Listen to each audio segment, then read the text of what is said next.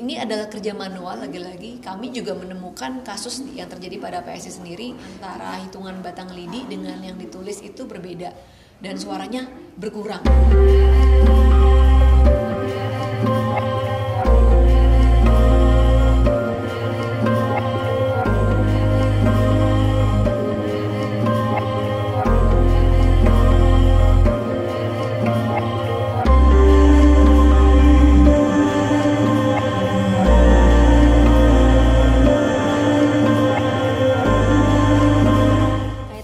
Adanya dugaan data suara tidak sah di TPS ini yang diduga tertukar atau ditukar untuk menjadi ke suara PSI ini kan sedang ramai dibicarakan ya Mbak, mungkin minta tanggapan.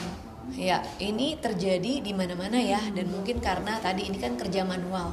Saya punya data dan juga sudah beredar di media sosial, ada daftar misalnya ada 72 TPS P3 di mana terjadi ketidakcocokan antara C hasil plano dengan Sirekap. Begitu pula Nasdem ada puluhan TPS, Perindo juga demikian gitu. Nah, itu yang udah beredar di media sosial. Nggak tahu kalau partai-partai lain juga nanti akan menyusul datanya. Apakah untuk setiap peristiwa kita mau katakan ada pengelubungan gitu kan. Jadi ini adalah kerja manual. Lagi-lagi kami juga menemukan kasus yang terjadi pada PSI sendiri, bagaimana misalnya antara hitungan batang lidi dengan yang ditulis itu berbeda dan suaranya berkurang, bisa 100%, bisa 50%. Ya itulah tugasnya, makanya petugas-petugas di lapangan untuk kita protes kalau ada ketidakcocokan, karena lagi-lagi kalau kita mau berburuk sangka terus ya nggak akan ada hasil yang baik ya Mbak, karena memang masih manual prosesnya begitu, dan mereka bekerja dari pagi sampai tengah malam. Ya mungkin saja ada salah catat, salah tulis, salah jumlah, bukan dengan maksud yang buruk ya. Oh, tapi kalau misalnya dari internal PSI sendiri kan surveinya mengatakan bahwa lolos dari 4% itu kan ya. Tapi kalau misalnya melihat bagaimana saat ini dari KPU juga masih berkutat di soal Form C ini, apakah nanti kemudian dari PSI masih optimis untuk terkait dengan suaranya melewati?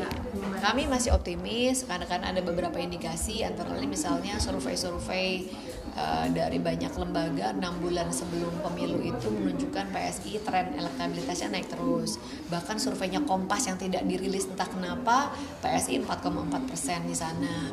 Kemudian perolehan suara kami di provinsi, kabupaten, kota juga melonjak tinggi, sangat signifikan di DKI Jakarta.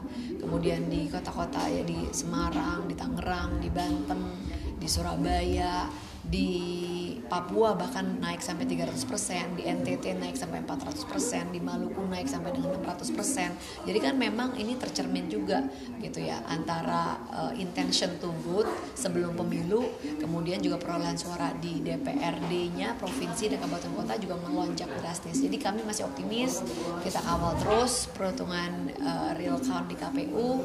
Dan yang awal kan bukan cuma PSI ya, banyak Mbak gitu kan. Kalau kita coba deh sekali-kali main ke udah selesai di kecamatan ya, tapi kalau kita lihat di sana ada banyak sekali orang yang berjaga dari pagi sampai malam, dan ini nggak bisa kita di tempat seperti itu kita tiba-tiba simsalabim abrakadabra gitu.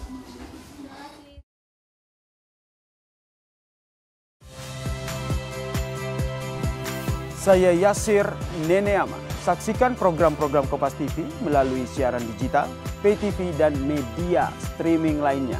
Kompas TV, independen, terpercaya.